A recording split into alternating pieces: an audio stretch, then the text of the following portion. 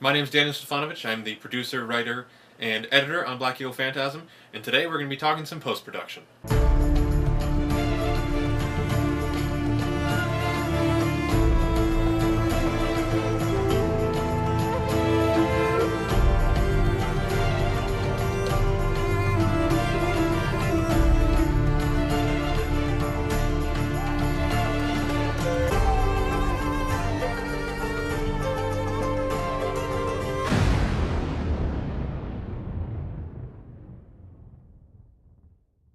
One of the most difficult things about filming an action movie is cutting together the actual action scenes.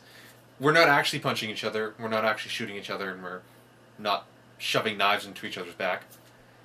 We're placing the camera in a very strategic location along with our actors blocking in order to make it look like we're doing all of those things, obviously. The sound effects obviously come into play.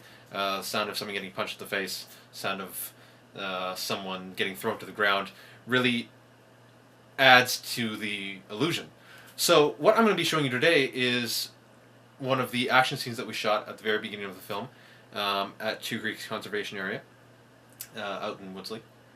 And I'm going to be showing how we can kind of manipulate the scene to make it look like all this action is going on, and the problems that we have as far as good takes versus bad takes. What do we cut to? What can't we cut to? And so on and so on. It's okay.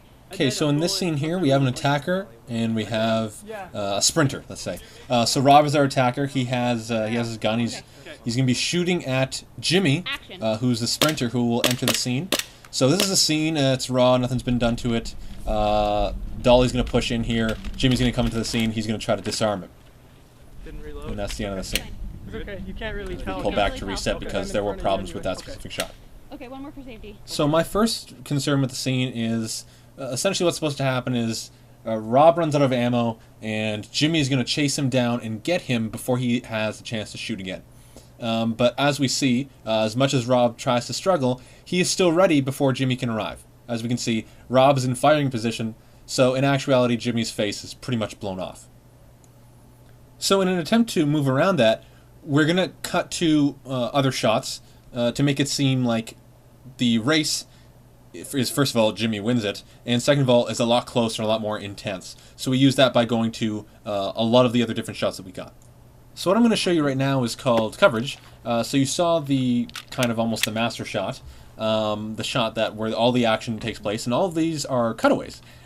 We can cut to them or from them to increase the pace of the sequence or slow down the pace or pretty much use them to change what's actually happening. So these are all a bunch of different shots that we have that we can cut from, cut to, everything like that.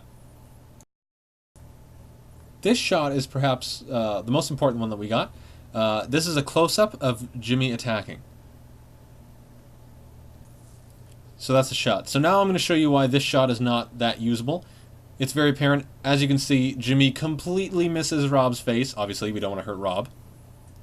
But in this particular shot, it is extremely apparent that Jimmy has missed. So it's kind of hard to cover that one, but we did get another take. So I'll show you that one. So in this one, it's a lot less apparent that Jimmy's faking. Rob's motion along with Jimmy's elbow really sell the point that Rob gets clobbered in the face. So we're going to see in just 1 minute. There we go. Rob and Jimmy are able to sell it a lot better.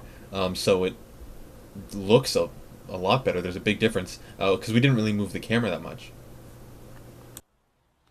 Now we also always try to make sure that we get a master wide shot. So if anything goes wrong, we can just cut back to this. And here you can see the camera is behind a little bit more. So when Jimmy uses his elbow, it looks like he's running right into Rob's face. It's actually a pretty good shot. So cutting away to any of these shots will help with the initial problem, which is it was obvious that Rob was in firing position at the beginning. So putting together all the cutaways and the wide shots and all the master shots and everything like that and editing it in a specific way, we get a pretty decent product of a rough cut of the sequence. So here it is.